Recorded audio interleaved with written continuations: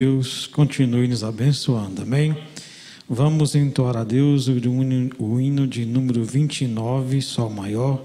Que doce voz tem, meu Senhor, voz de amor tão terna e preciosa. 29 do Inário.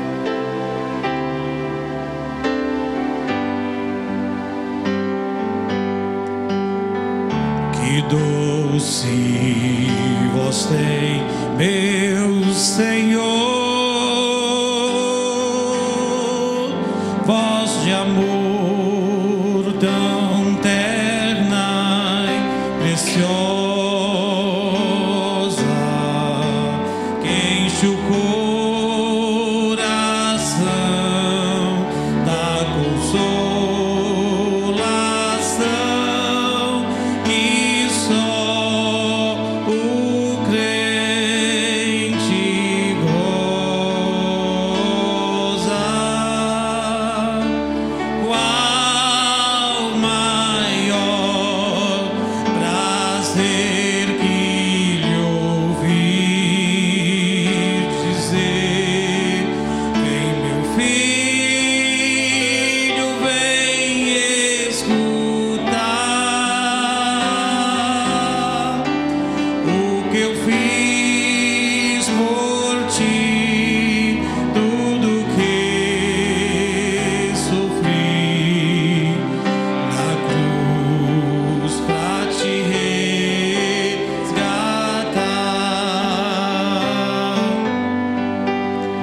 Chamou-me não só uma vez, tanto até que eu triste, humilhado, pude a voz ouvir, pude então sair das garras do pecado.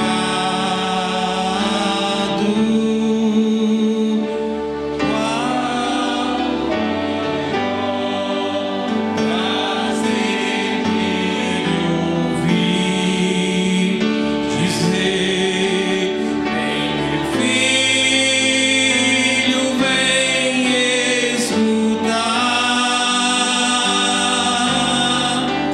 o que eu fiz por ti, tudo que sofri na cruz pra te resgatar.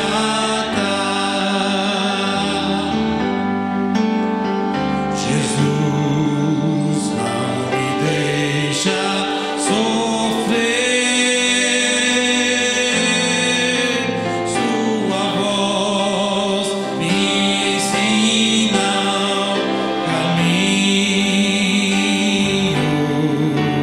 de vencer o mal com firmeza tal que nunca estou sozinho. Cante. Qual maior prazer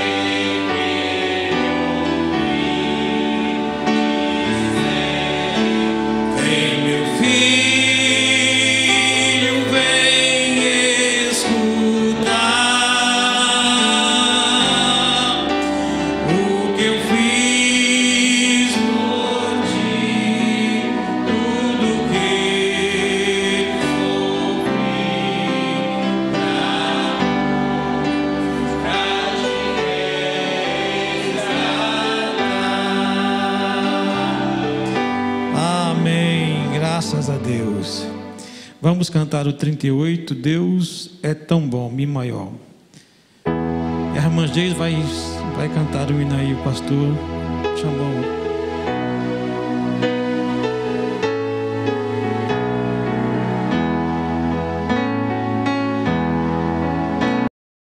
Deus olhando do céu para a terra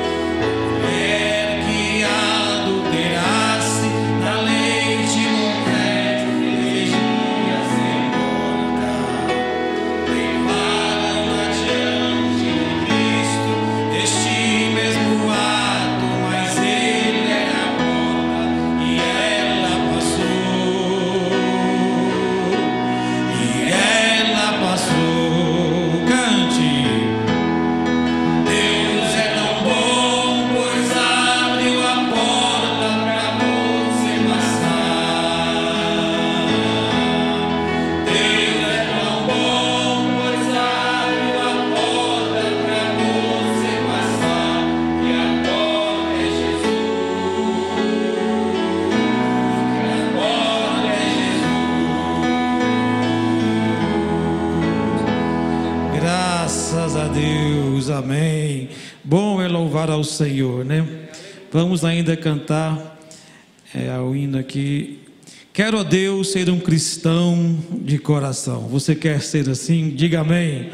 Graças a Deus, todos nós almejamos ser melhores cristãos.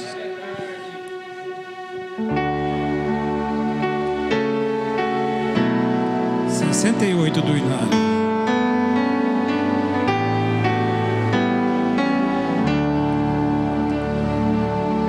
Quero, ó Deus, ser um cristão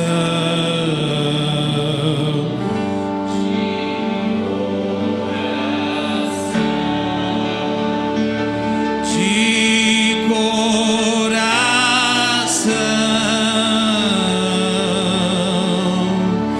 Quero, ó Deus, ser um cristão de coração,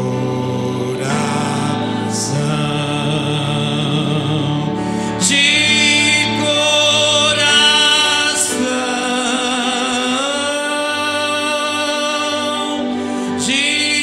coração.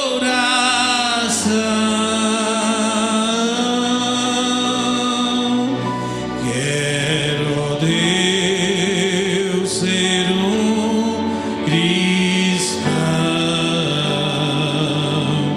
de coração.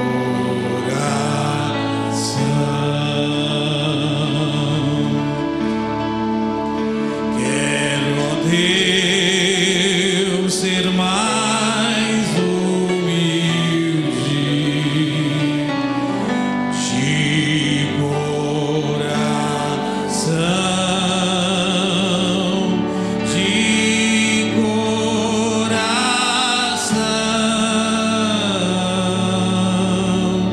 Quero, ó Deus, ser mais humilde de coração, de coração, de coração. Quero, ó Deus, ser mais humilde de coração. Aleluia, Jesus, graças a Deus.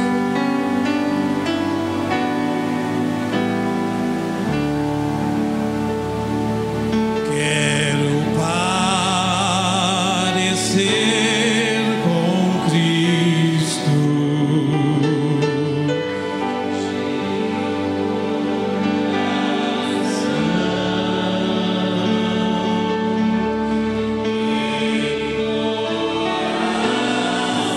Parecer com Cristo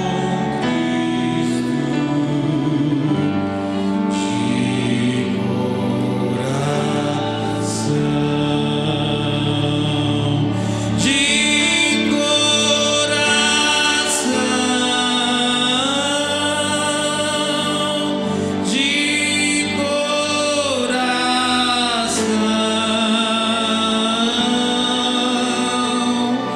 Quero parecer com Cristo de coração. Graças a Deus. 81. Segura nas mãos de Jesus e comece a cantar. Ré maior.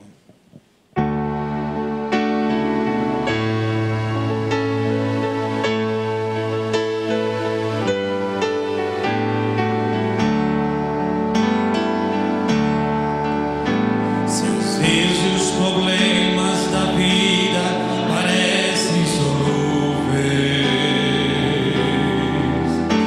fazendo até mesmo em momento você a chorar,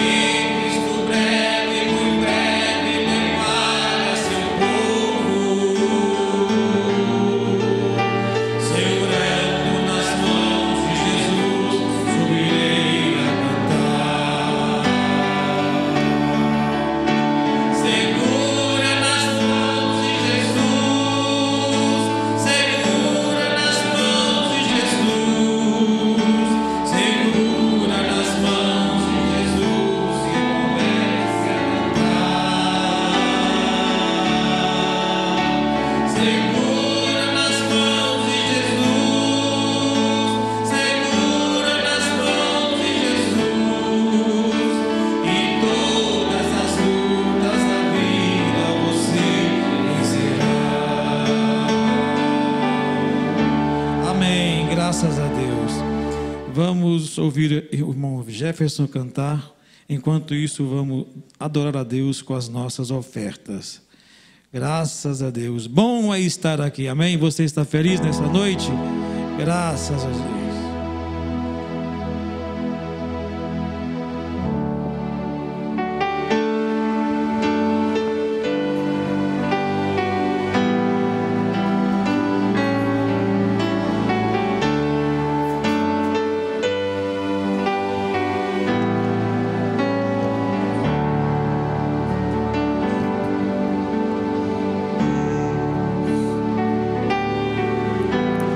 Deus fará um caminho para você, onde ainda não se vê condição ou possibilidade alguma.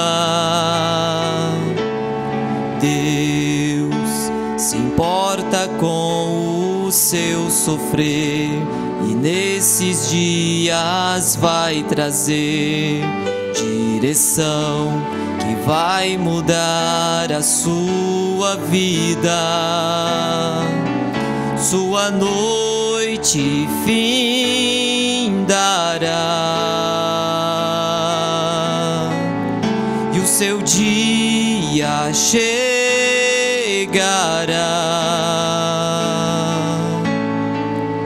e o milagre que você espera acontecerá.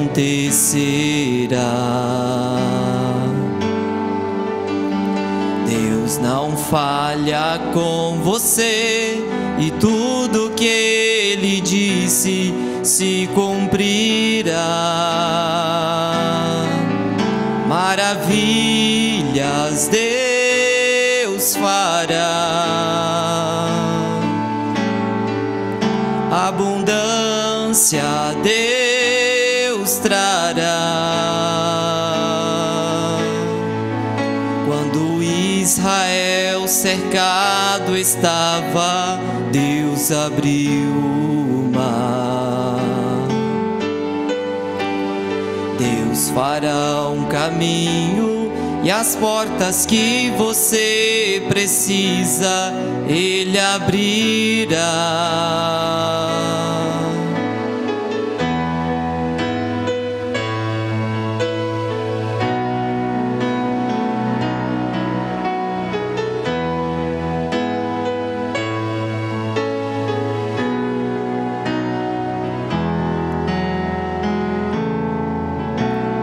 Deus fará um caminho para você, onde ainda não se vê condição ou possibilidade alguma. Deus se importa com o seu sofrer e nesses dias vai trazer direção que vai mudar a sua vida. Sua noite findará e o seu dia chegará,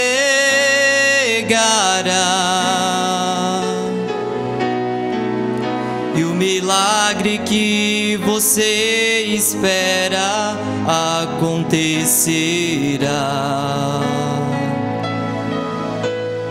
Deus não falha com você e tudo que Ele disse se cumprirá. Maravilhas Deus fará, abundância Deus trará. Quando Israel cercado estava, Deus abriu o mar. Deus fará um caminho e as portas que você precisa, Ele abrirá. Deus fará um caminho pra você.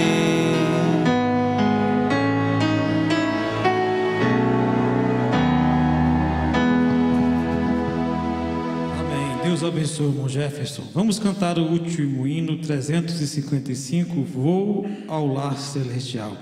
E logo após, somente crer, tudo é possível, somente crer. Ré.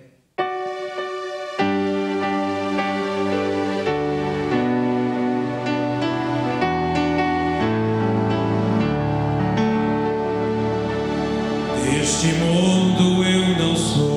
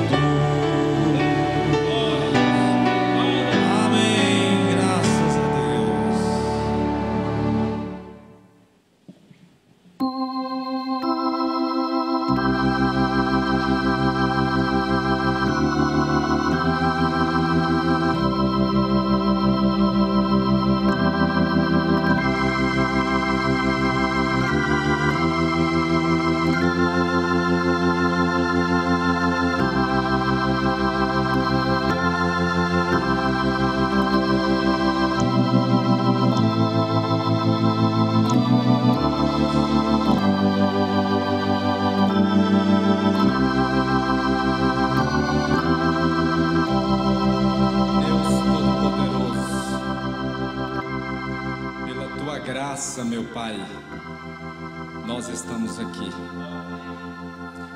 A bem da verdade, Senhor, não há um sequer que é digno de olhar para o Calvário, que é digno de olhar para o Cordeiro e dizer: eu não preciso dele, e dizer: eu tenho uma vida tão correta com a Bíblia que está tudo certo. Não. Por melhor que alguém seja, meu Pai, em relação ao Senhor, esta pessoa é sempre devedora. Agora, meu Pai, o devedor, quando ele não consegue pagar a sua conta, o que garante lá o queredor é o avalista. O mundo todo está em dívida para contigo. O mundo todo está no inferno, inclusive nós, meu Pai, como ser humano. Mas há uma diferença. Aqueles que receberam o Senhor Jesus Cristo, que foram batizados, que se arrependeram dos seus pecados, eles não procuram, Pai, nós não procuramos justificativa. Errado, errado. Mas quem recebeu o Senhor tem um avalista que pode pagar todas as nossas contas. Temos um avalista que é capaz de pagar todos os nossos pecados, um por um. E na verdade o Senhor já pagou há 2000 anos, ó Pai. Hoje nós apenas reconhecemos isto e somos muito gratos ao Senhor. E como manifestamos esta gratidão, meu Pai? Levando isto aos demais, dizendo: olha, Ele perdoou a mim, Ele já perdoou a ti também. Se alguém tem algum erro para conosco, ó Pai, que ele seja perdoado agora. Mesmo a pessoa pedindo perdão ou não, já está perdoado, no nome do Senhor Jesus Cristo. Se alguém, meu Pai, que está nos assistindo também sente, carrega uma culpa dentro de si, lembre-se, não importa o que você praticou, Jesus já te perdoou. Amém. Boa noite a todos. Como está você? De verdade, como está você? Alguns vão dizer: estou bem, estou ótimo. Outros vão dizer: não estou no meu melhor momento. Não importa o momento que você esteja, você vai sair do outro lado. O apóstolo Paulo diz assim: quando eu estou fraco, é aí que eu estou forte. O assunto hoje da nossa palestra vai ser o devedor. Mas antes de entrarmos nela, eu tenho que fazer uma confissão. Confessar é bom, né? Quando a gente lembra assim: nossa, eu tenho que confessar, tenho que falar com alguém, pedir perdão ou ajustar. É ruim, mas liberta. Tem que ir lá falar com o pastor: meu Deus, o que eu faço? Quem já passou por isso, não precisa erguer a mão. Mas quando você enfrenta o seu erro, o seu ponto fraco, você vence. Você se torna mais forte. Mas enquanto você está advogando aquilo que nem você aprova, mas você fica ali defendendo: é culpa do fulano, do cicrano. Deus não opera. Deus opera quando você diz: Senhor, eu preciso do Senhor. É responsabilidade minha, eu errei, isso é meu, e eu não vou culpar ninguém. É minha responsabilidade, né? Todos são passivos de erro, todos são passivos do fracasso. Mas se você se entrega, se você assume a responsabilidade, Deus assume dali para frente. E quem tem Deus como seu avalista, doravante será impossível o teu inimigo te derrotar. Quantos crê, digam amém. Nós, como devedores, devedor de favores, devedores de tudo, o profeta disse: eu erro 10.000 vezes por dia. Se um homem com a sensibilidade do irmão Brana errava 10.000 vezes por dia, e nós que não desenvolvemos essa sensibilidade, até pela correria do dia a dia, não tendo isto como justificativa, erramos. Davi disse assim: Senhor, perdoa-me dos meus pecados ocultos. Pecado que você pratica e você nem tem consciência que o praticou. Nos perdoa. Agora a responsabilidade, ela é nossa. E falando em responsabilidade, todo mundo que canta, que prega, se ele realmente tem revelação do que é esta palavra, ele sempre está fazendo um exame. Será que eu sou digno de falar de Jesus, de falar do amor? Será que eu estou sendo digno do evangelho que eu professo pregar? A gente está sempre fazendo uma recapitulação da nossa vida. E eu fui fazer da minha, em todas as partes, mas teve uma parte que ficou um pouco, tinha ali, digamos, uma luz amarela, né? Eu me examinando, e se Deus voltar hoje, né? Como que está a minha vida de acordo com o evangelho? E aí eu diria que pela graça de Deus estava, não, estou dependendo da graça, mas está bom. Mas nas finanças, eu percebi um detalhe, não sei se já aconteceu com vocês. Eu estava por um tempo, já um bom tempo, gastando mais do que ganha. Já aconteceu isso com você? Não precisa erguer a mão. Mas quando você gasta mais do que ganha, o que acontece? Não precisa ser formado em matemática, nem ter doutorado em Harvard, não precisa ser pós-graduado.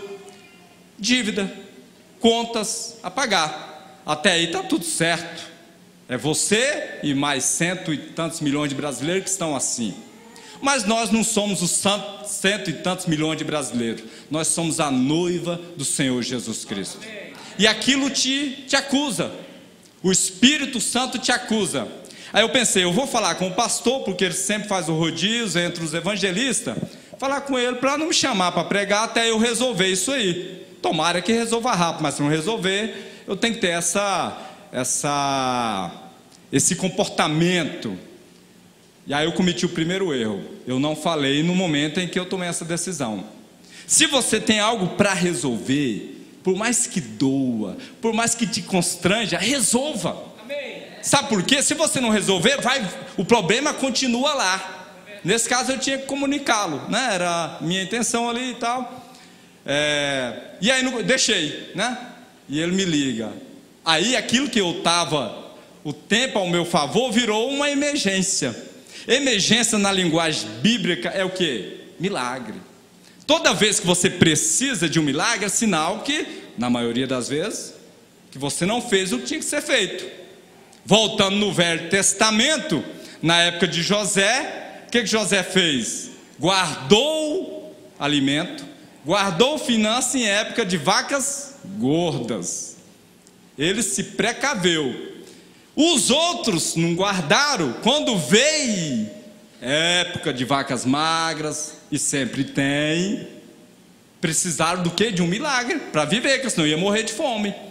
José não precisou do milagre. Para quem obedecer, para quem obedece não precisa do milagre, porque você se torna o milagre. Amém? Falei com o pastor, mas pastor e tal. Ele falou, irmão, é melhor você subir lá como um devedor, porque o devedor é humilde, não concordando, mas sendo humilde, do que como um queredor incompassível. Aí naquele momento eu senti Deus fazendo um milagre. Falou, Ronan, então você vai pregar sobre a parábola, o queredor incompassível. Amém? Então, queira abrir a sua Bíblia em Mateus 18, 23, a partir do 23. A parábola do credor incompassível.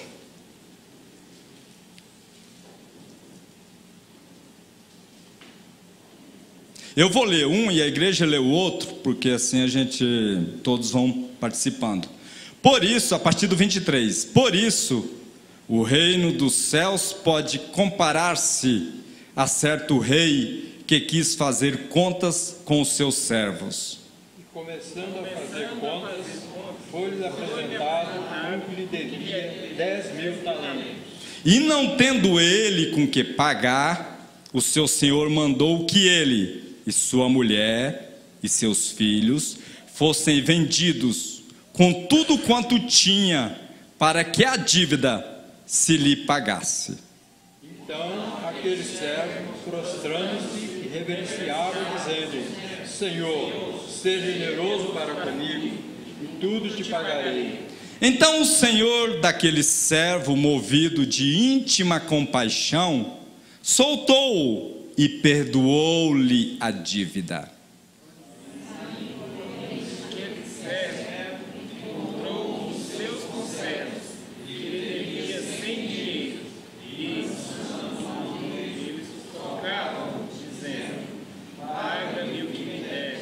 Então o seu companheiro, prostrando-se a seus pés, rogava-lhe, dizendo: sê generoso para comigo, e tudo te pagarei.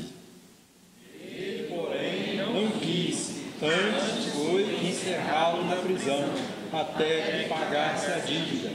Vendo, pois, os seus conservos o que acontecia, contristaram-se muito e foram declarar ao seu senhor tudo o que se passara. Então seu senhor, chamando à sua presença, disse-lhe: servo malvado, perdoei-te toda aquela dívida, por que me suplicaste? Não devias tu igualmente ter compaixão do teu companheiro, como eu também tive misericórdia de ti? Indignado, seu senhor o entregou aos atormentadores, até que pagasse tudo o que devia. Todos. Assim vos será também, meu Pai Celestial, se do coração não perdoardes, cada um a seu irmão, as suas ofensas. Amém. Pode se assentar. Nesse último versículo, Jesus resume: assim vos será também, meu Pai Celestial, se de coração não perdoardes, cada um a seu irmão, as suas ofensas. Irmãos, se nós não tomarmos cuidado, a gente incorre neste erro aqui. Nesta parábola que você vê aqui, dá o exemplo que aquele senhor perdoou a dívida daquele servo, e aquele servo, ao encontrar outro que o devia, não quis perdoar. O seu perdão foi revogado. A notícia voltou para aquele senhor, e o senhor revogou o perdão, ficou indignado com a atitude dele, e o revogou aquele perdão, e ele teve que pagar por ele. Trazendo isso para a nossa vida, às vezes nós, principalmente assim, da mensagem, que a gente tem um conhecimento superior, no sentido espiritual, será que nós também não pegamos esse espírito? Minha família é boa, minha família é certa, eu tenho a revelação da palavra, esse coitado aí não tem, esse coitado está aí na cachaça, esse coitado está no mundo, é um incrédulo. Será que a gente não incorre nesse sentido também? Quantas vezes você fica revoltado com a pessoa porque ela feriu a sua honra, ela te deu prejuízo sentimental, prometeu, não cumpriu? Mas e o perdão que nós recebemos? E o perdão que nos dá a vida eterna, não é muito maior? Se o que eu estou recebendo é muito maior, então não vale a pena eu abrir mão disso aqui? Quem trabalha com negócio sabe, às vezes ele encontra uma oportunidade, mas aí, digamos que seja 10, esse objeto aqui, 10 está sendo vendido por 5, então ele vai ganhar 5. Mas ele não tem o dinheiro, aí ele tem que vender esse outro objeto. Aí vale 3. Eu vou vender por 2 para quê? Para ganhar isso aqui. Os homens de negócios fazem isto. E por que não no espiritual nós ficamos ali com aquela coisinha, ressentido, ofendido, enquanto Deus fez muito mais para conosco?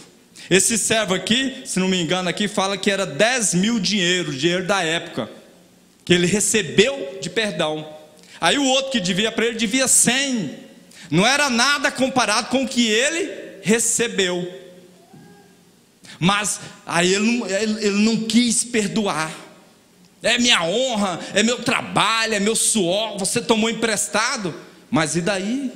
Eu estou no lucro.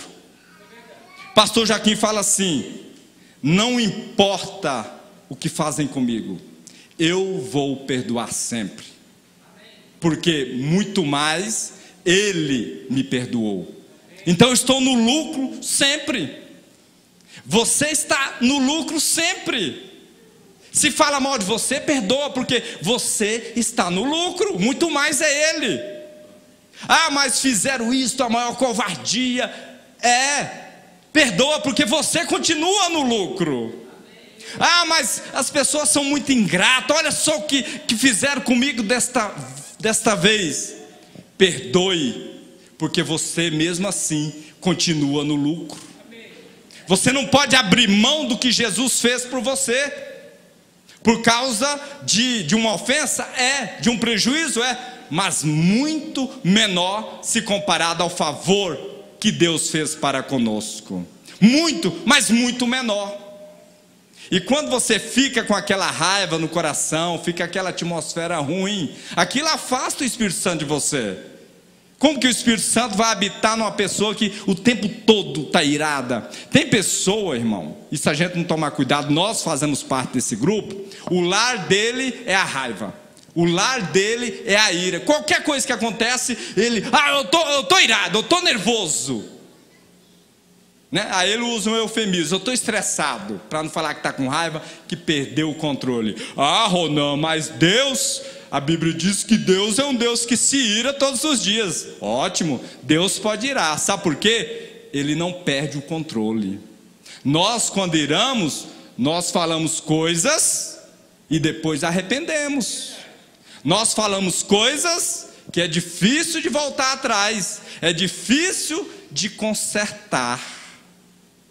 Amém? Então, antes de irar, que tal dar uma parada, pensar: será que Deus não fez mais por mim? Será que eu não posso perdoar essa pessoa? Naturalmente que perdoar não significa concordar com o erro. Nós estamos perdoados em relação à salvação, não estamos? Mas estamos pagando o preço por ela. Perdoar não quer dizer que a pessoa não vai pagar, não, vai pagar, né? Você quebrou o meu copo, eu te perdoo, mas vai lá e compra outro e põe no lugar. Quer dizer, não vou ficar em contenda contigo, está tudo bem, aconteceu, mas reponha. Então perdoar é isto.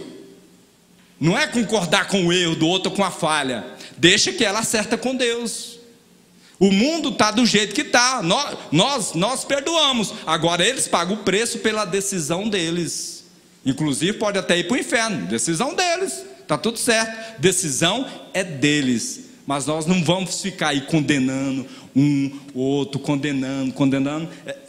Alguns dias aí me mandaram um vídeo, pessoal que se diz da mensagem: Ronan, o que você acha de obreiro, pastor, ter mais de uma mulher e duas ou três, sei lá quantas? Falei: uai, irmão, a Bíblia diz que está errado, salvo as exceções da Bíblia, né? Ser viúvo, né? E outras exceções tiver, mas se não for, está errado. Agora eu fiz uma observação. Agora esse espírito de ficar patrulhando a vida dos outros, ficar vigiando, ministério tal, isso não é bom. Eu não fui colocado aqui para ficar vigiando a vida de ninguém. Eu fui colocado aqui para viver meu ministério. Quem quiser aprontar, está tudo certo. Da minha parte, ele está perdoado. É com ele e Deus. Ele vai pagar os preços dele. Ele não fica lá vigiando e isso e aquilo, olhando uma coisa, olhando da vida do outro. Não, Deus não te deu esse ministério, não. O nosso ministério é viver o Evangelho. Eu vou prestar conta da minha vida, cada um presta conta da vida dele. Isso não é tocante a mim, não. Isso não é bom, não. Não é isso. Mas a gente tem que velar pelas coisas. Eu velo pela minha alma. Se o outro está fazendo, é ele e Deus. Apóstolo Paulo disse assim: cada um cuida de si, cada um cuida da sua coroa, para que não seja substituído e outro no lugar. Ou será que agora Deus precisa de alguém para vigiar a sua obra? Deus é um bobão, ele envelheceu, então o povo está aprontando aqui e eu tenho que cuidar. Não, ninguém passa Deus para trás, não, ninguém engana Deus, não. Pode deixar que Deus vai acertar com ele. Mas você, vamos seguir o nosso caminho em paz. Amém? Quando a gente, irmão, José, ele nos dá aqui uma lição muito, José e toda a Bíblia, muito importante. Quando você obedece, eu já disse, estou repetindo, você passa a ser o milagre, ao invés de precisar do milagre. Se você observar, na maioria, pode ter alguma exceção, o milagre é aquilo que só o milagre resolve. O planejamento não resolve mais, às vezes até a oração ali não resolve mais. Senhor, eu preciso de um milagre. Mas nós, como os filhos de Deus, é importante que a gente venha vigiar para que a gente não venha precisar do milagre, mas para que a gente não venha incorrer em situações que aí só o milagre resolve. José ali, ele se precaveu, ele guardou alimento enquanto tinha abundância. E quando veio o tempo de seca, o Egito ali, os outros países, aí sim, eles tiveram que precisar implorar a Deus para prover um milagre. Eles não tinham alimento. Mas enquanto eles estavam implorando a Deus, José, que obedecia, era o milagre daquele tempo. Era o milagre para si, tinha alimento para si, e era o milagre para os outros. Então, quando você faz o que é certo, você passa a ter para você, e passa a ter até para quem não guardou, para socorrer. Agora, no espiritual, o que nós estamos fazendo? Cuidando da nossa alma, alimentando a nossa alma. Quando o rapto suceder, o que vai acontecer do mundo? Todos vão depender de um milagre, e aí será tarde. Então, por isso, nós estamos cada dia mais preocupados, não com os outros, mas conosco. Nós não estamos aqui para julgar ninguém, estamos julgar aqui a nós mesmos. É o que diz lá em Coríntios: cada um julga a si mesmo, para que naquele dia o seu nome seja chamado. O profeta fala aqui na mensagem Redenção pelo Poder, a partir do parágrafo 171, falando sobre o queredor. Ele também entrou nisso aí, queredor incompassível, e Deus o corrigiu a tempo, e ele se arrependeu, e foi lá e consertou, e Deus fez a obra.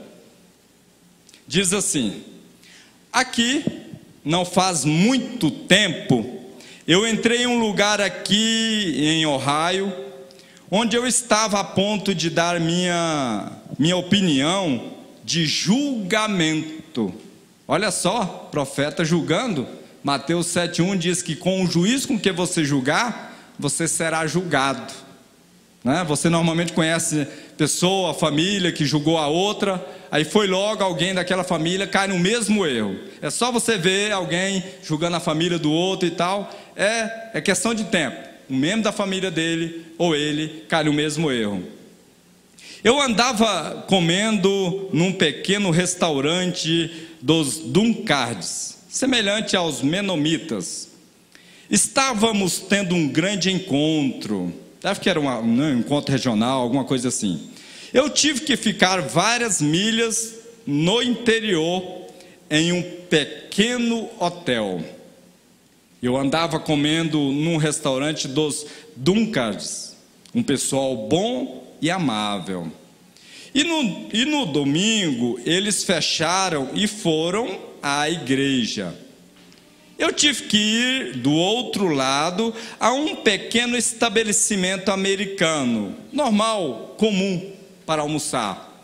O restaurante que o irmão Branco comia não abriu naquele dia, e aí ele teve que procurar uma alternativa.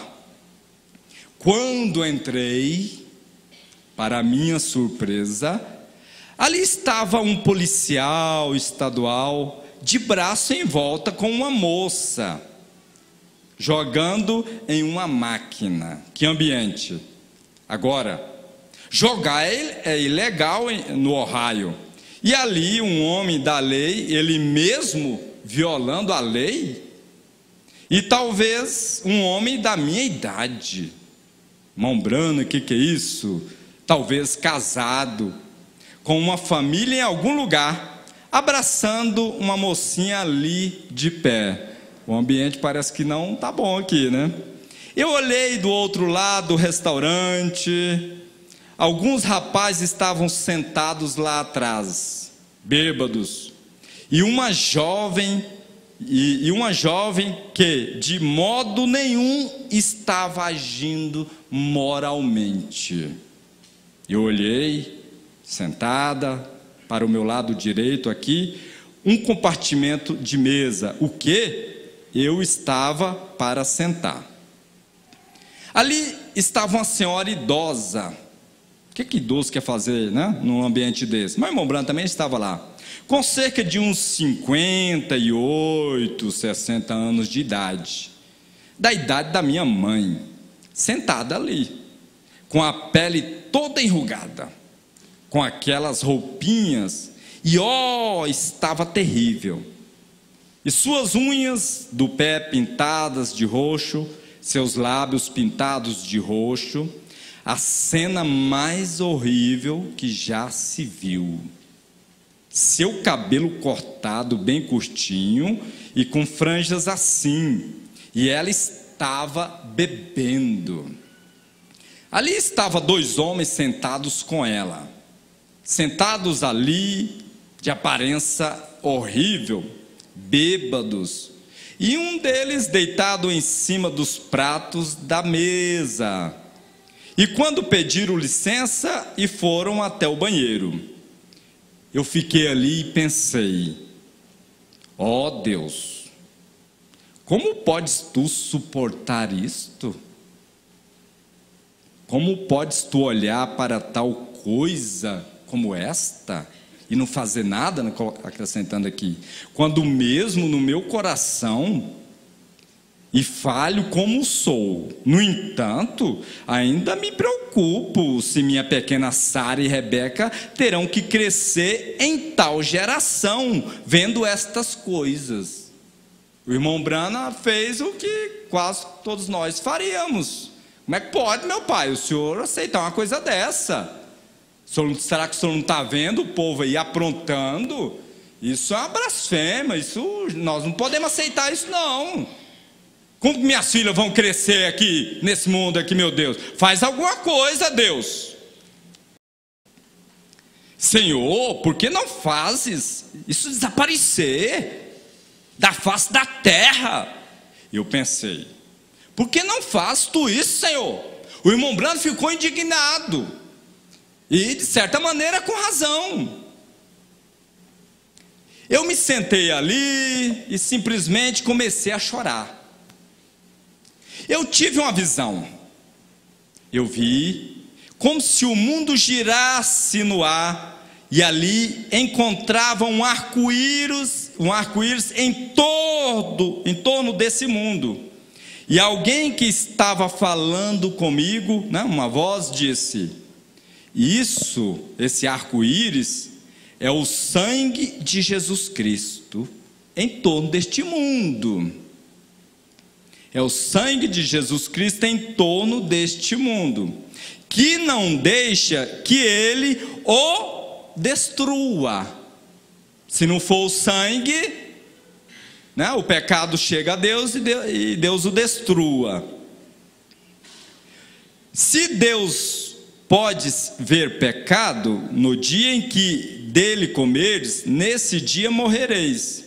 Cada homem só sob aquele sangue ali tem livre arbítrio para fazer sua escolha. Mas se você alguma vez morrer e sua alma se elevar até além da misericórdia daquele sangue, você já está julgado antes de chegar ali. Nada lhe resta. Então eu vi a mim mesmo, eu vi meu Senhor Jesus ali de pé, com uma coroa de espinhos na sua cabeça, e as lágrimas descendo, misturadas com sangue. Enquanto descia pela sua barba, eu vi meus pecados chegando diante dele, e toda vez que chegavam diante, dele assim, espaço em branco na fita, a ponto dele estar tremendo. Os espinhos furavam mais sua testa.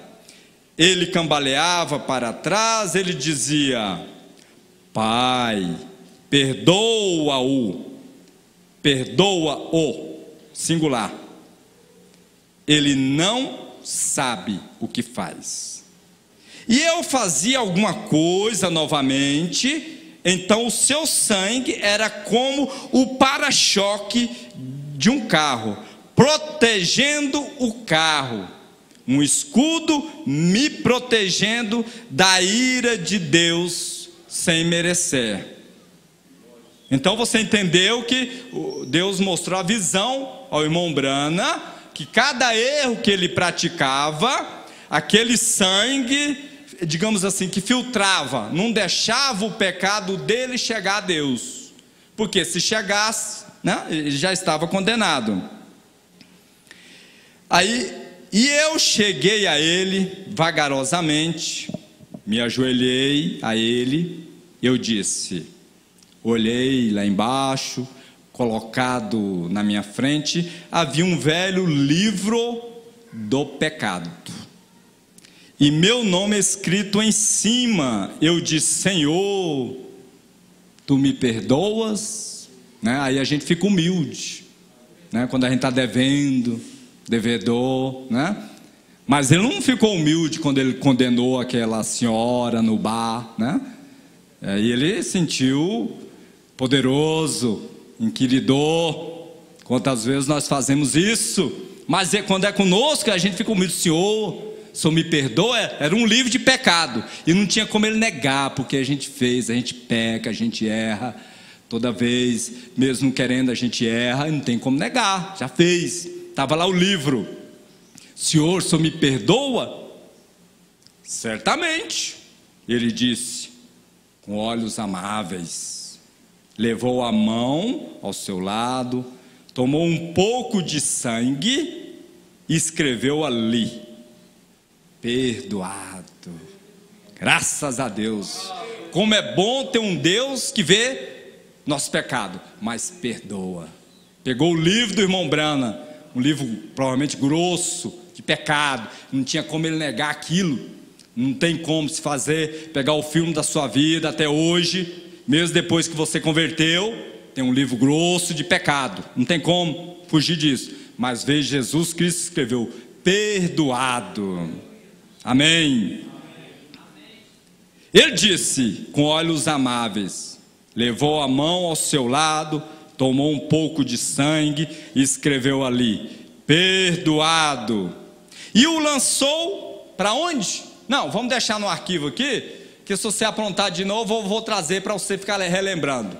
Não, Deus não faz isso. Quem faz isso é o homem, né? O homem perdoa e depois fica lá, né? Ah, você errou de novo?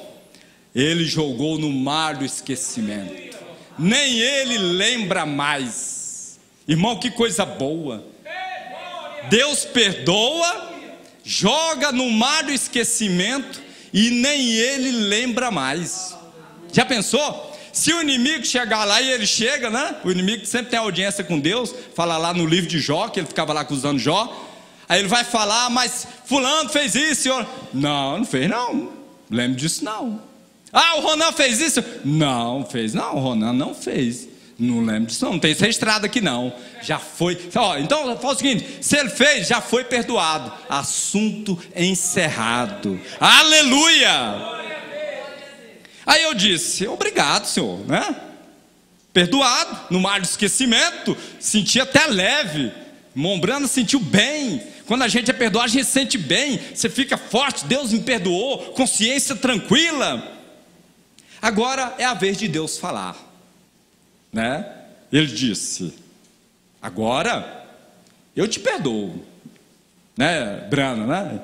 Eu te perdoo, eu te perdoei. E tu, mas deixa eu te falar aqui, vem cá aqui pertinho. Eu te perdoo. Agora tu está condenando ela. Você acha que você é melhor do que ela? Você acha que o seu pecado é diferente do dela? Quem roubou R$1, quem roubou 1 milhão, quem roubou 1 bi, ladrão. Quem matou 1 e quem matou 1000, assassino. Quem atrasou 1 minuto, o outro atrasou 1 hora, atrasou 1 minuto, o trem, o avião já subiu, perdeu, ficou lá de fora. Não tem diferença. Mas, né, como é que faz aí agora? Né, irmão Brana? Deus falando com ele. Eu te perdoo e tu estás condenando-a. Isso mudou a cena para mim. Irmão, aí a gente vê que a gente não é nada. A gente percebe que somos todos iguais, todos pecadores. Às vezes a gente fica orgulhoso, estou melhor do que o fulano, o fulano está pagando. Mas você também pode passar por isso, pode vir coisa, e aí você vai colocar a cara no chão, o orgulho vai por terra. Mas minha honra, minha reputação, vai. Nós somos iguais, sujeito à falha, nós não somos nada, irmão. Né? O profeta estava aqui, Deus o enquadrou, falou: vem cá. Isso mudou a cena para mim. Eu saí daquilo, eu caminhei até lá. Agora tem uma coisa boa, o irmão Brana reconheceu. E aí ele falou: quando você reconhece que errou, o que você faz? Vai consertar. Isso mudou a cena para mim. Eu saí daquilo, Deus já me corrigiu, eu caminhei até lá e me sentei diante dela, aquela senhora, e comecei a falar. E ela, aí, né, ela contou a história para ele, e ela teve uma vida difícil no seu passado. Se você, o profeta falou outra mensagem, se você ouvir a história da pessoa que você está condenando, da pessoa que está errada, ela teve uma história para estar naquela situação. Ela teve uma história para virar aquilo que ela é, que você está reprovando, que é reprovado pela Bíblia também. Ela teve um motivo para estar ali. E ela teve uma vida difícil no seu passado. Eu disse: a senhora nunca foi cristã? Ela disse: eu fui criada num lar cristão, irmão Brana. Eu disse: e o que aconteceu? Ela me falou a respeito de uma falha com seu marido e os filhos e demais coisas. Ela disse: por todos estes anos, a senhora nunca viveu em paz desde que se encontrou com Deus? Ela disse: Senhor, isso é verdade. Ela perdeu a paz, né? Eu disse: não quer aceitá-lo agora? Ela disse: mas ele me aceita do jeito que eu sou? Às vezes a pessoa que a gente está condenando está lá suspirando, querendo força, e ela já errou tanto que ela mesma se reprova, né? Ela mesma não se sente digna. Eu disse: ele está batendo no seu coração agora. E saindo daquele compartimento de mesa, ajoelhou-se no chão, diante daquela audiência de pessoas, num bar, diante daquela audiência de pessoas. As máquinas de jogos pararam, as blasfêmias vulgares pararam, e tudo mais. E eu levantei minhas mãos, e aquelas pobres mãos enrugadas, e a dirigi a Jesus Cristo. Isto é certo, é isso, amigos. Não olhe Jesus. Não me importa o que você fez, quão negros sejam seus pecados, quão obscena seja a sua vida. Deus está de pé esta noite, batendo na porta do seu coração para perdoá-lo. Não importa quem seja você. Seja você que está nos assistindo pela internet, seja você que não batizou, seja você que já é batizado e desviou, e seja você que está aqui, mas às vezes o erro, o seu coração te condena, porque apesar de crente, apesar de estar na ceia, a sua vida você se sente que não é digno do Evangelho. Não importa, Jesus Cristo te perdoa. O sangue dele é para mim e para você e para todos quantos o receberem. Concluímos com como disse o pastor Joaquim: não importa o que fazem comigo, eu vou perdoar a todos, porque pelo tanto que Deus me perdoou, eu estarei sempre no lucro. Que Deus te abençoe.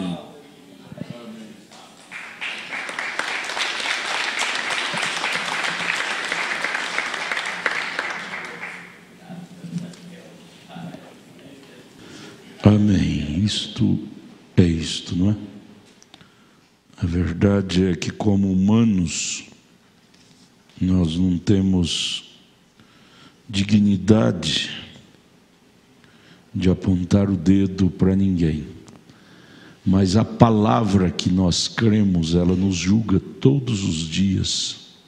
A palavra que é Deus, ela nos julga, ela nos orienta,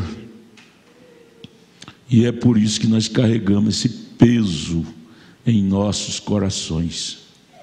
Quando a gente erra, a consciência que você tem da verdade, ali produz um peso de acusação em seu coração. Foi o que aconteceu com o irmão Brana. Ele foi àquela mulher e disse: "Senhora, me perdoe. Eu estava errado de condenar a senhora, porque eu também sou um pecador. Eu também preciso de perdão, mas a senhora deve se entregar a Jesus, porque Ele te tira dessa condição." Tira dessa condição.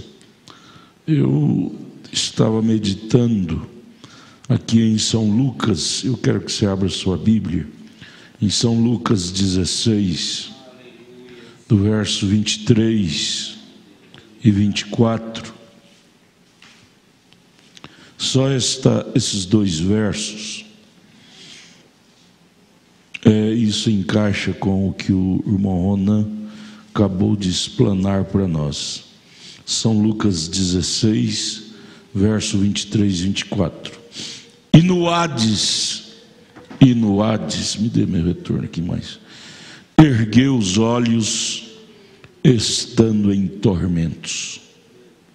Alguém estava no Hades, no inferno. Hades é Seol, é inferno.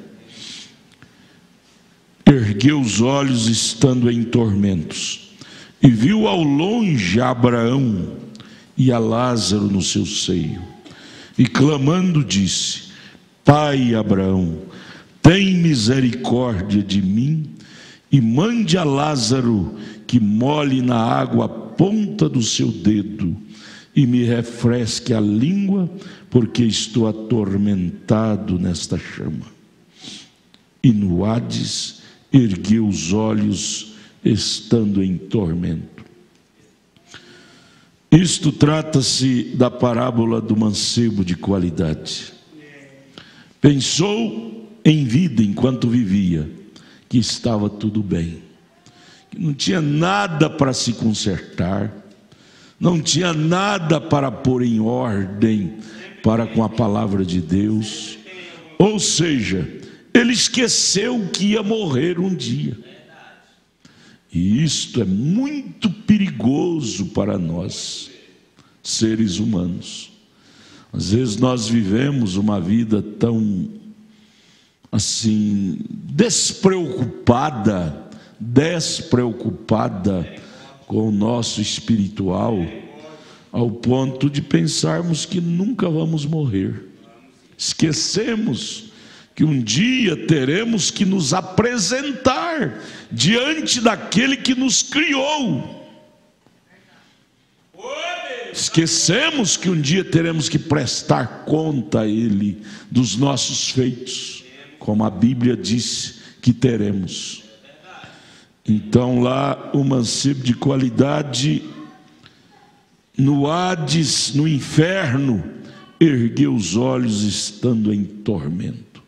Você já pensou, pós-morte, não tem condição de voltar e consertar nada, colocar nada mais em ordem, porque já passou, cruzou o rio, cruzou e não tem retorno. Tormento, ergueu os olhos em tormento, sem ter condição de voltar. Vamos ser mais rasos, pensar agora.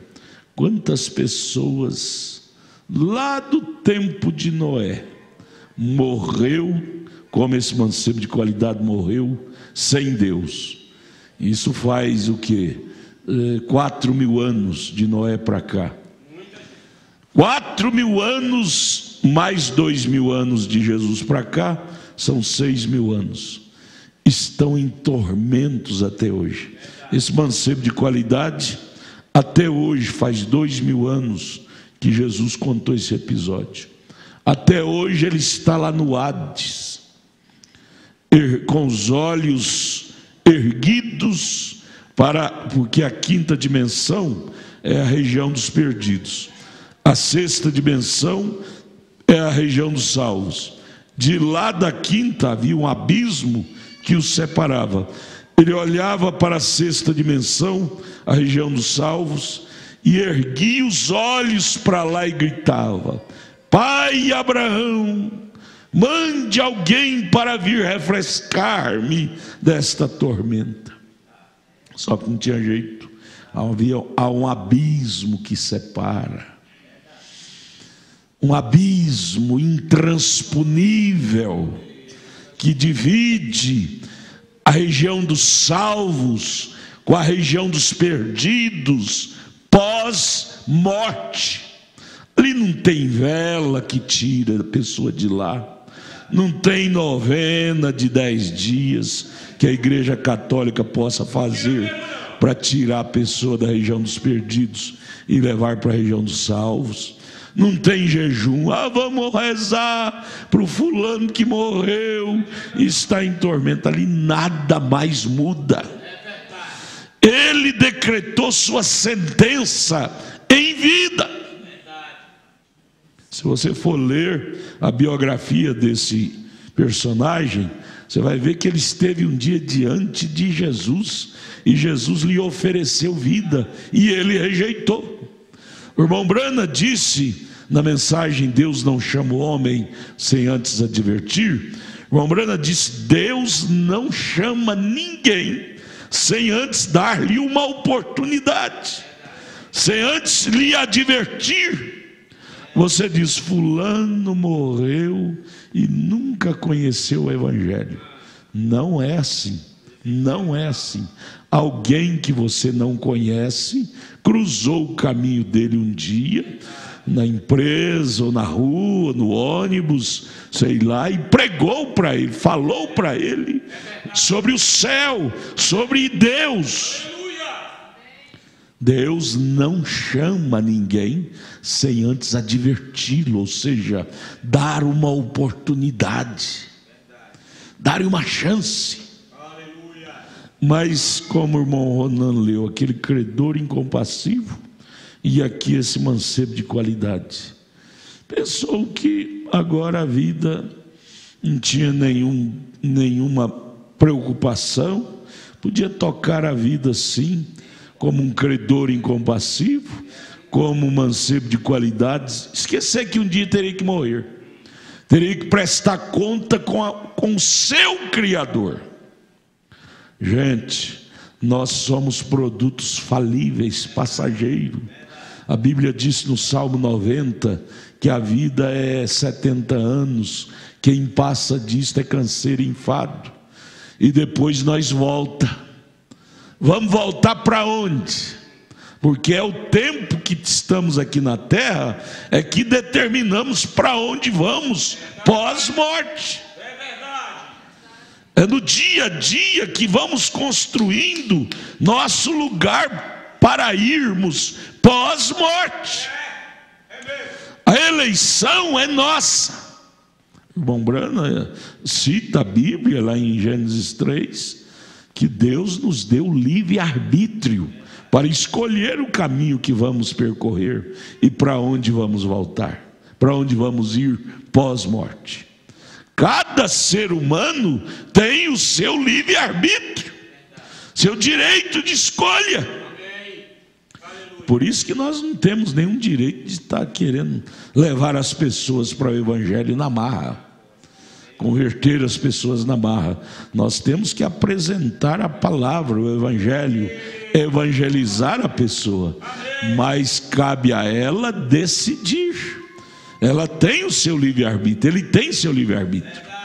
É nós que construímos o nosso lugar de morar pós-morte. Eu fico assim impressionado, nós seres humanos, eu falo como humano, nós gastamos a vida toda, 70 anos, você vê velhinha aí, de 70 anos, ainda economizando dinheiro e comprando, poupando, para ter uma vida tranquila aqui. Quer dizer, gastamos a vida toda investindo nessa coisa tão curta, chamada vida humana, que Davi disse no Salmo 90, que é 70 anos. E naquela vida que é muito mais longa, pós-morte, nós não despertamos para investir nela. Construir uma plataforma aqui na terra, com Deus, para a hora que sairmos desta dimensão, desta vida, já termos do lado de lá a nossa segurança, o nosso lar.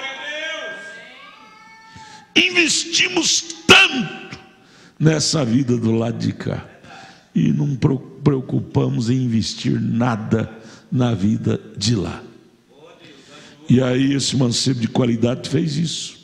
Você veja lá em São Lucas 12, que ele se tornou tão rico que tinha seus celeiros cheios de mantimento, ao ponto de ele deitar e dizer: regala-te, ó alma, tenho tudo, tenho muita fartura. E no verso 23, onde lemos: e no Hades ergueu os olhos, estando em tormento. Ele não foi parar no Hades porque era rico de coisas materiais, não. Ele foi parar no Hades, no inferno, porque ele era pobre de coisas espirituais, era pobre de Deus. Ele não construiu Deus em sua vida enquanto vivia. Estas coisas, diz Paulo em Coríntios 10, ficaram escritas para aviso nosso. Já pensou esse moço? Faz 2000 anos que Jesus contou essa história, e até hoje ele está lá no Hades, gritando, gemendo, porque ele só vai sair dali para o trono branco, ser julgado no juízo trono branco, que será no final do milênio, que ainda nem começou ainda. Ele vai estar nessa condição, nesse estado horrível de penalidade que ele mesmo, através do seu livre-arbítrio, escolheu. Deus não manda ninguém para o inferno. Deus seria autor da frustração se ele fizesse isso. É as pessoas, somos nós, com nossas decisões, com nosso livre-arbítrio, que elegemos ir para o inferno ou ir ao céu. É verdade mesmo. Por não ouvir a voz da alma.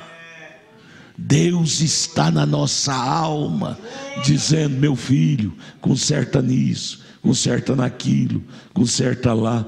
Mas nós amordaçamos a voz da alma e não gostamos de ouvir. O ser humano odeia ouvir verdades.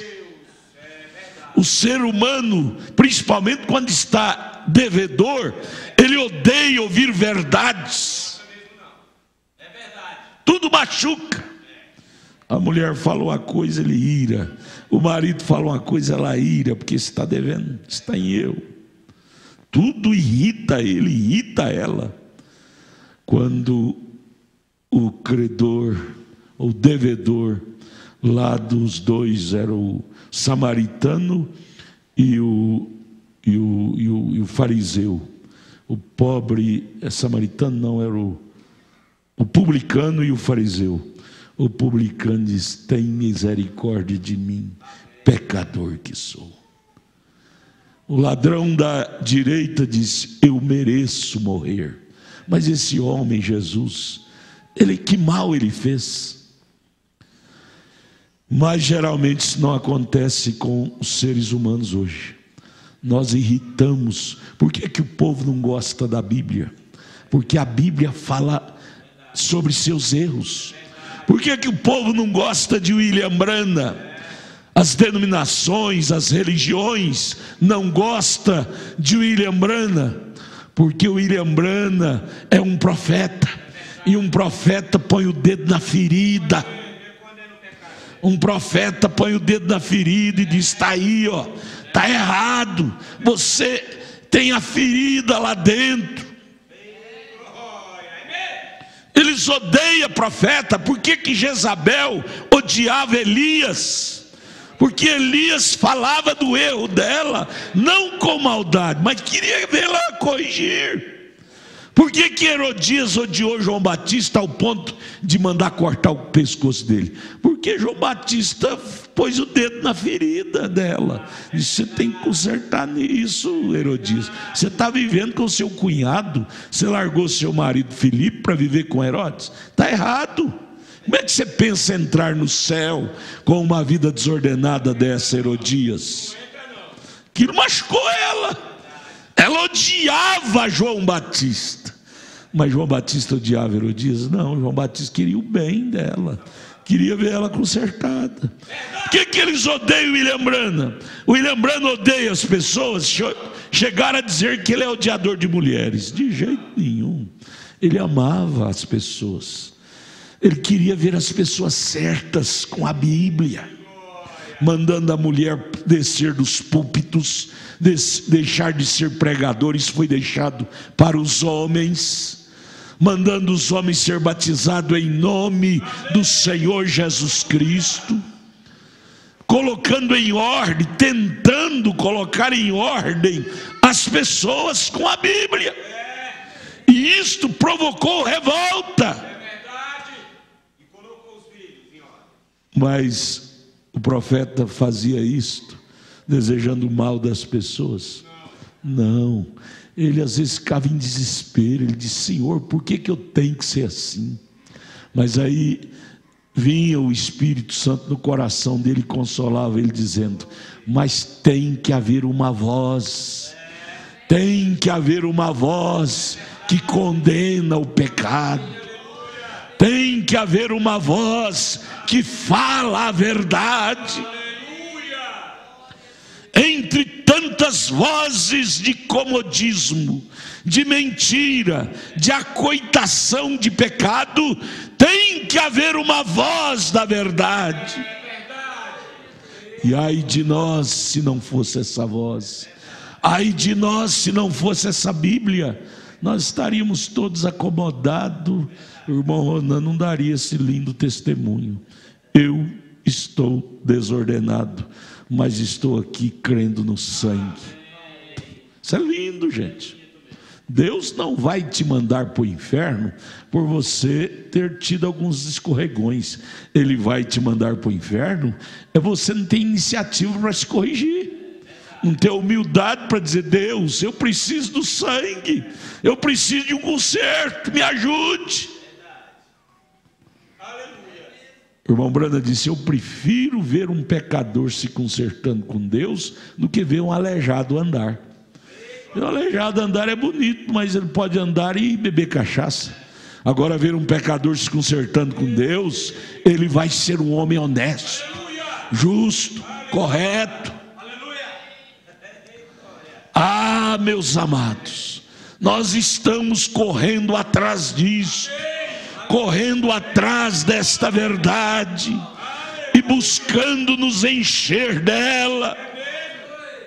O irmão Ronan falou uma frase muito linda: quando você está cheio de Deus, você não precisa de milagre, você já é o milagre. Isso é lindo. Quando você está cheio da obediência, você não precisa nem do perdão, porque você já tem o perdão, que é Cristo dentro de você. Ele não te deixará errar. Jesus prometeu isso em São João 14. Eu virei e estarei convosco e vos guiarei em toda mentira? Não, e vos guiarei em toda a verdade. Quando vier o Espírito Santo, o Consolador, Ele vos guiará em toda a verdade. Basta ter Ele, ser cheio dEle. Ele se encarregará de tirar nossas arestas, nossos pecados, nossos relaxos, nossos descuidos.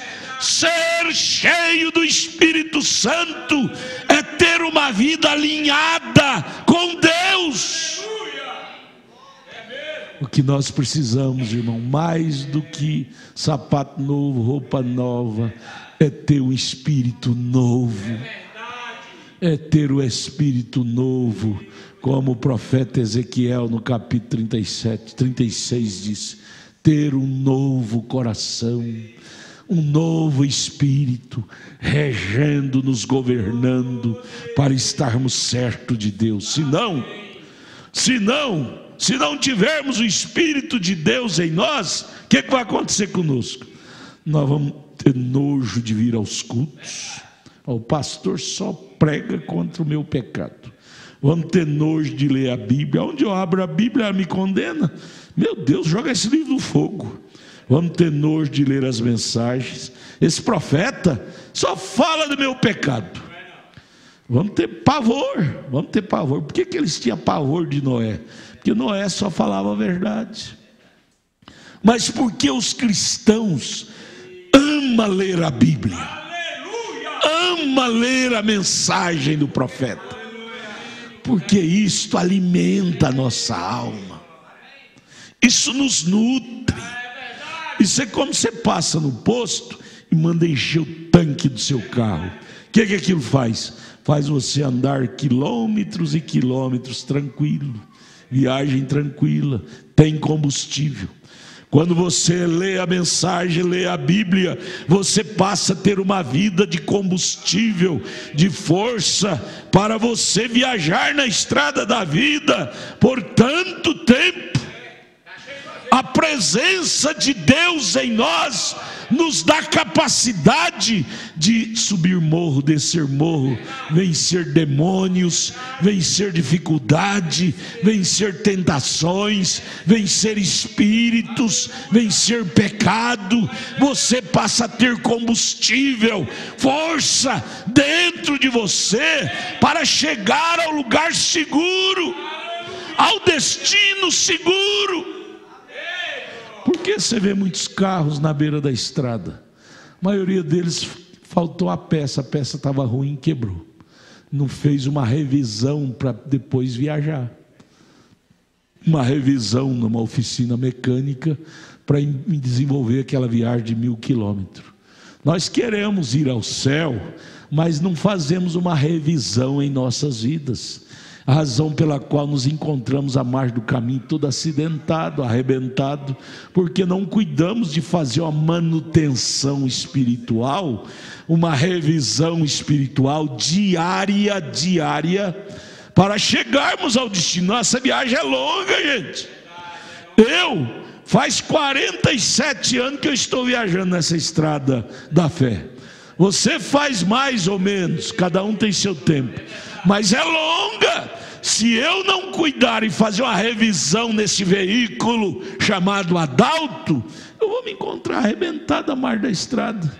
A peça da concupiscência da carne quebrou, a peça da concupiscência dos olhos arrebentou, a peça da soberba da vida quebrou, e coisas assim. Só no sentido, nós temos 5 sentidos do corpo, 5 sentidos do espírito e tantas outras coisas que se associam, que se nós não fizermos uma revisão, um inventário, corrigir defeitos, trocar coisas ruins, como está escrito em Ezequiel 36, trocar coração de pedra, colocar coração de carne, fazer uma revisão dessa máquina espiritual, Vamos chegar lá não. Por que você vê muitos crentes que quando batiza não perde culto, é emocionado demais? Eu quero ver Edilson daqui 10 anos, se Edilson ainda está indo nessa emoção, viu?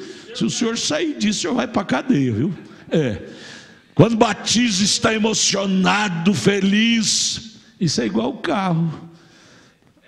Primeiros quilômetros da viagem está 100%. Mas a peça é velha, vai desgastando, quando chega a 1.000, 2.000, por exemplo, a gente vai para Fortaleza, é 2.500 quilômetros. O carro tem que estar revisado, senão peça velha vai gastando e quebra, e você vai ter que dormir na beira da estrada aí. Se nós não estivermos fazendo a revisão dessa máquina, que é nosso espírito, nosso comportamento, que é nossa carne, nós vamos nos encontrar como muitos crentes. Vocês conhecem quantos crentes começou aí? Eu faz 47 anos que eu estou nessa estrada. Eu conheço, são inúmeras pessoas que começaram nessa viagem comigo e hoje se arrebentaram todo no mundo, estão arrebentados no mundanismo, por não fazer a revisão da máquina. Nós precisamos de um inventário do nosso dia a dia, de uma revisão espiritual, passar um check-up com a palavra em nós. Mas o que acontece? Nós temos medo da Bíblia. Se a Bíblia eu abro, ela me condena. Se me condena é porque eu preciso consertar. Você passa lá um check-up no motor do carro. Hoje tem um check-up eletrônico. Liga aqueles fios lá no motor e aciona o motor. E ali aparece lá no painel eletrônico: a peça tal do motor está com defeito, tem que fazer uma troca. Hoje é tudo eletrônico, aparece lá no painel a peça tal do motor. Hoje esses carros novos, até o pneu. Eu troquei meu carro e aí peguei outro, e aí na concessionária mostrou, aparece no painel do carro até o pneu. O pneu está calibrado certinho, tá vendo? Tá aí, aparece no painel, um Jeep. Então, assim deve ser nossa vida. Aqui está o painel, aqui está o check-up eletrônico, check-up espiritual. E se você se deparar diante disto, isto vai mostrar onde está a peça estragada em você. Peça chamada olhos, peça chamada ouvido, peça chamada espírito, peça chamada carne, língua, esses órgãos. Oh Deus, ajude-me a ir na oficina de Deus. Você sabia que um culto é uma oficina? Um culto é uma oficina, a oficina de Deus, que conserta veículos estragados. Ou se o mundo soubesse disso, esses bancos deviam estar superlotados. Aqui em Itaguatinga nós tínhamos que arrumar um salão 10 vezes maior do que esse. Escrever ali fora, em vez de colocar Tabernáculo da Fé, colocar lá oficina de pessoas estragadas. Aqui é a oficina de pessoas estragadas. Superlotaria se as pessoas atentassem para isso. Mas ao invés de vir para a oficina, eles vão para os clubes. Esquece que eles estão numa viagem. Queira ou não queira, todos estão desenvolvendo uma viagem para o céu ou para o inferno. Queira ou não queira, ninguém está neutro. Estão num caminho ou em outro. Não tem jeito de enganar a si próprio. Você sabe em que caminho você está. Você não gosta que fala, mas que você sabe. Ninguém, se há uma coisa que não tem jeito de enganar, é a consciência humana. Você sabe que caminho você está. Não existe meio termo, mais ou menos, ou mais, ou está para mais, ou para menos. Não tem jeito. E para esse caminho você tem que fazer uma revisão, não é de 10 em 10 mil não, é diária. Porque todo dia uma peça pode estar estragada e você tem que trocar. Senhor, tira esses olhos de adultério de mim, me dê um olhar cristão. Senhor, tira esse espírito inconverso de mim, é uma peça que está atrapalhada, me dê um espírito convertido. Tira essa língua que fala da vida alheia, me dê uma língua santa. Troque essa peça. Estamos na oficina de Deus. É preciso fazer um check-up. É preciso fazer um check-up. Você precisa aprender a amar mais essa Bíblia. Ela não é nossa inimiga, não, ela é nossa amiga.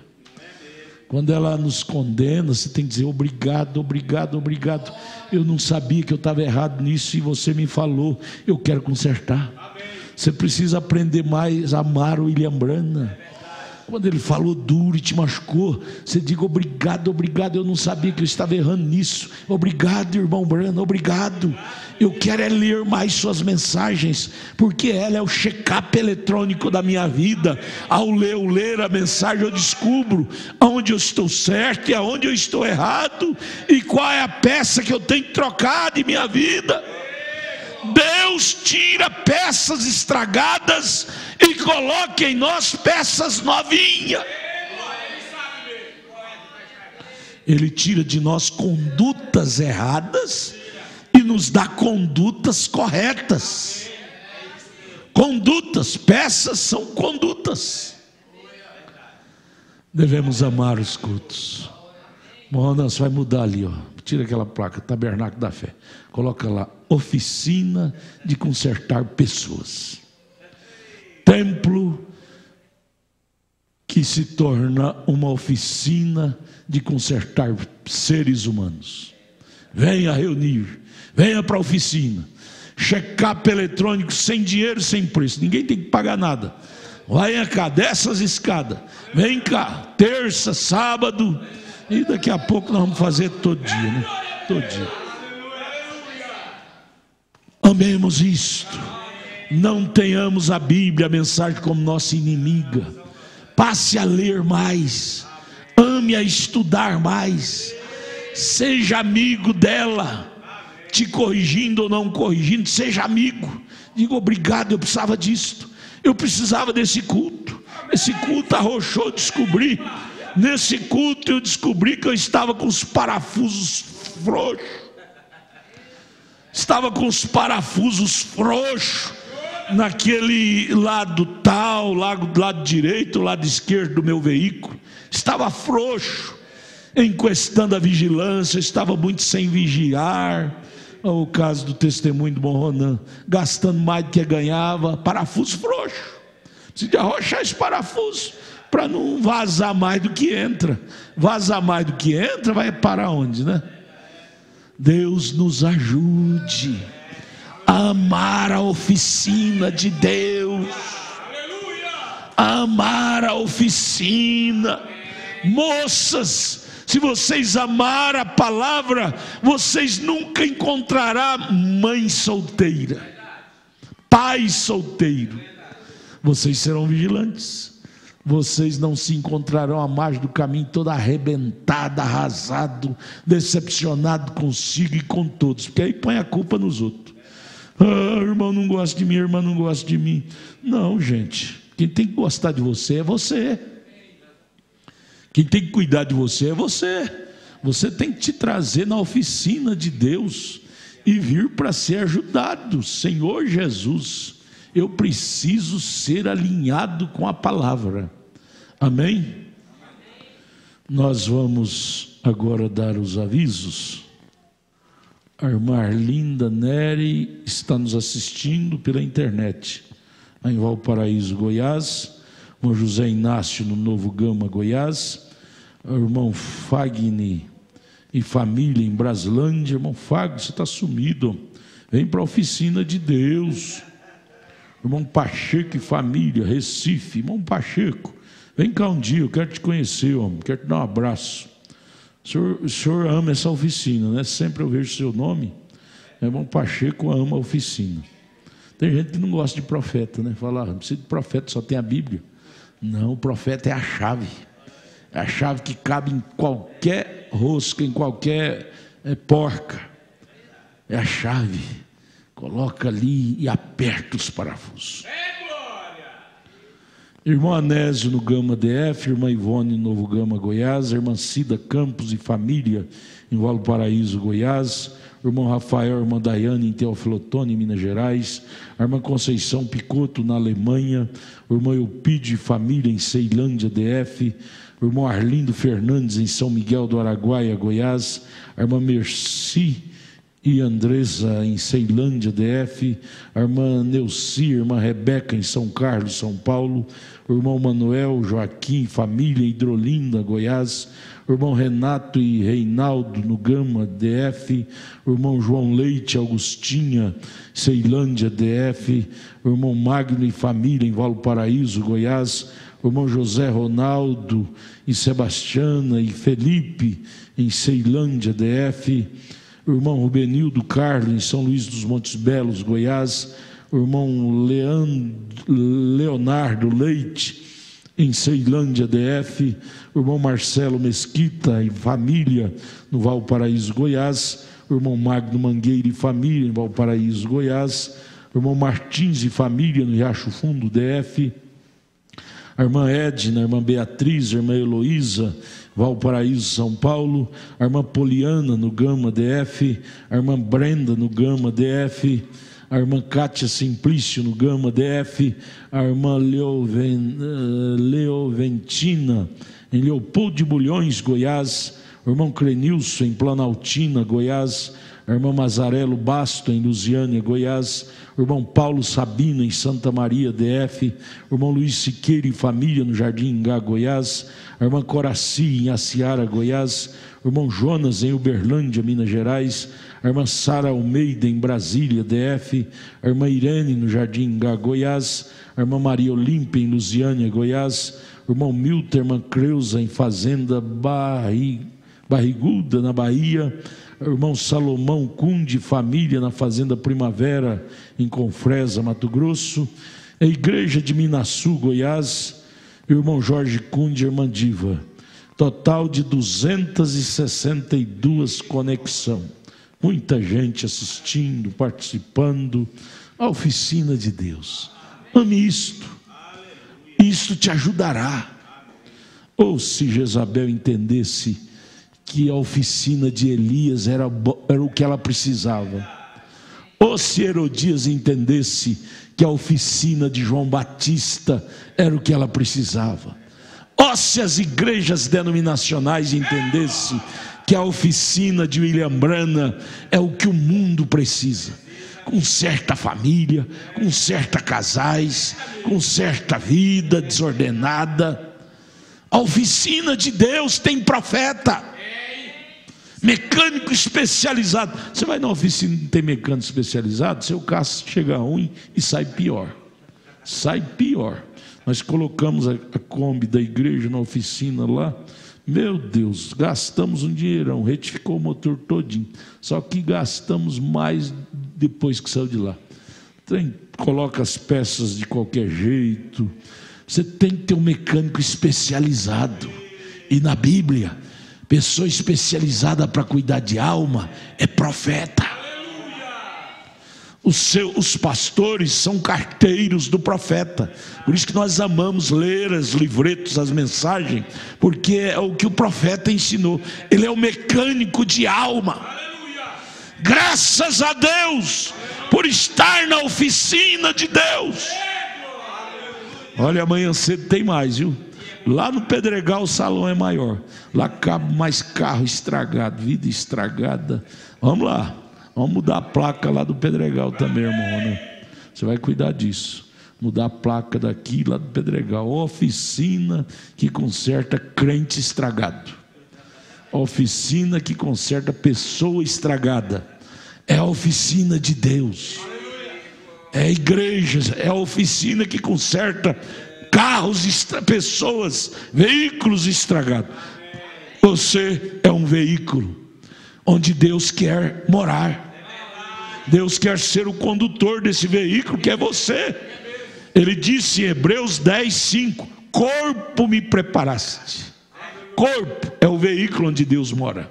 Só que para ele morar, ele conserta, ele faz um check-up. Deus não tem coragem de viajar nesse veículo, que é eu, que é você, estragado, vai acidentar, vai dar prejuízo para ele. Para ele morar, para ele fazer uma viagem nesse veículo que sou eu, é você, primeiro ele faz um check-up com a palavra. Ele joga fora peça ruim, comportamento ruim, vida ruim. Lembra de Atos capítulo 2?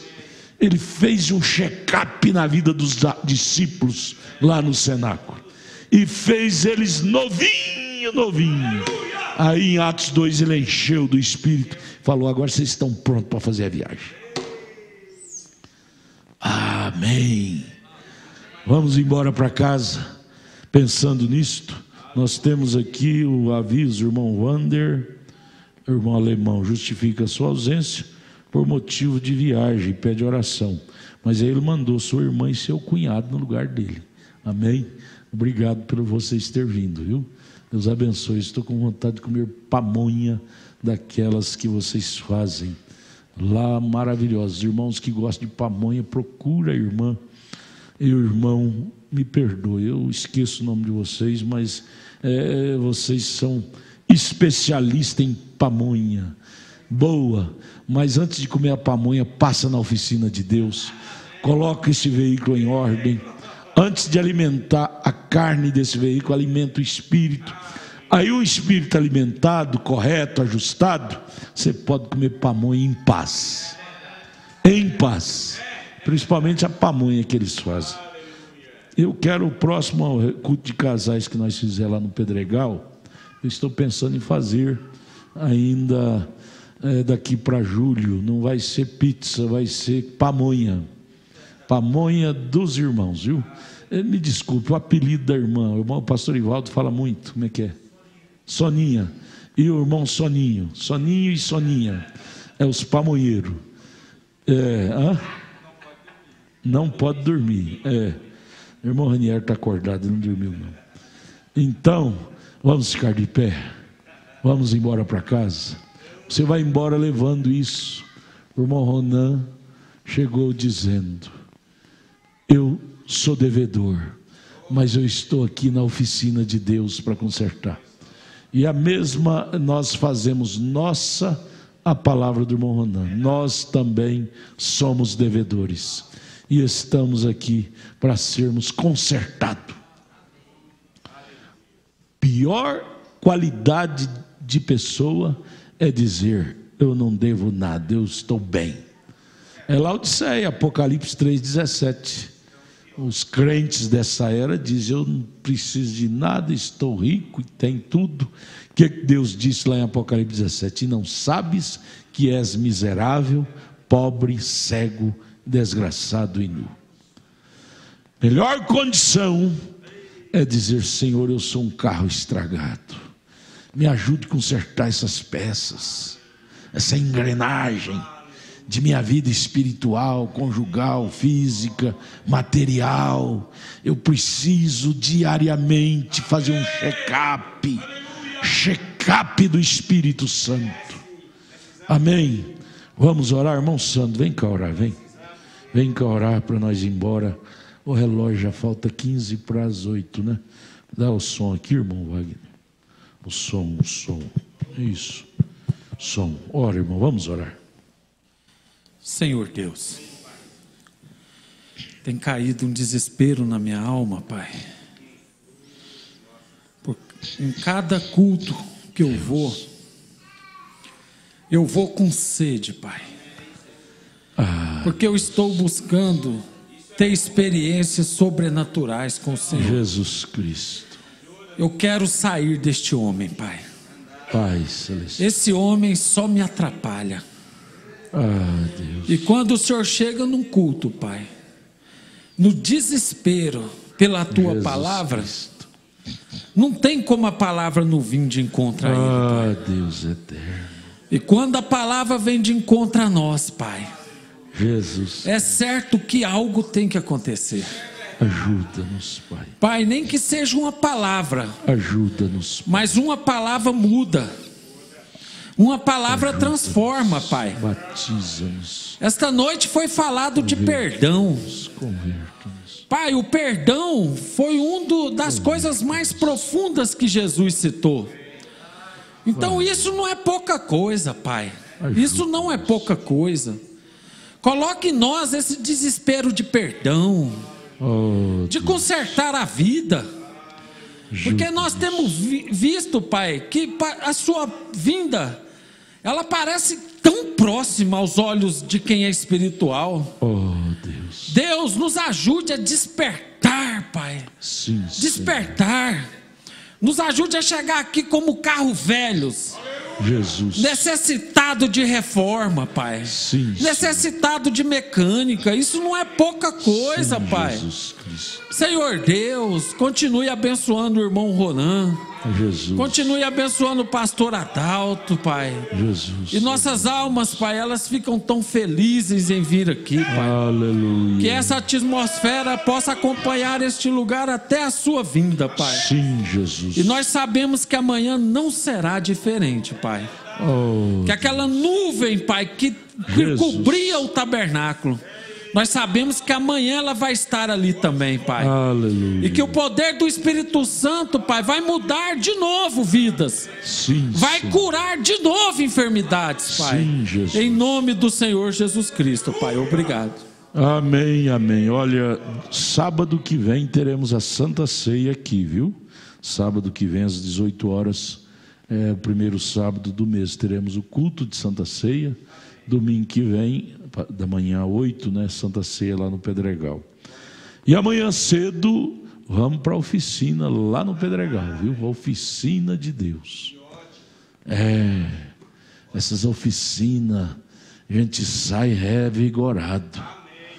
Os parafusos arrochados, a gente sai mais animado, mais encorajado, mais alinhado, né? Carro desalinhado come pneu. Você vai ter prejuízo andar desalinhado. Vai comer pneu, vai ter prejuízo. Todos os nossos passos desalinhados com a palavra de Deus só nos dá prejuízo. Só nos dá prejuízo. Quando eu comecei no Evangelho, há 47 anos atrás, o mês que eu não dava o dízimo, eu pagava muito mais caro numa doença ou num outro prejuízo material. Não tem jeito. Viajar com um carro desalinhado só vai te dar prejuízo. Você vai pagar muito mais do que se você fosse na oficina consertar. Não compensa.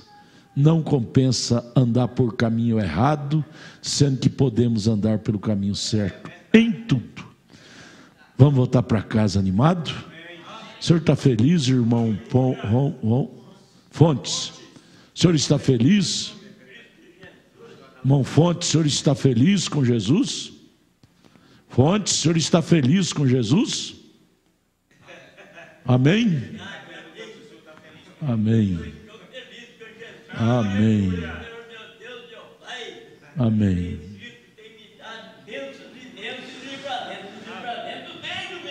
Eu vou na oficina de Deus, eu vou na oficina de Deus, amanhã cedo, 8 horas da manhã, eu vou na oficina de Deus.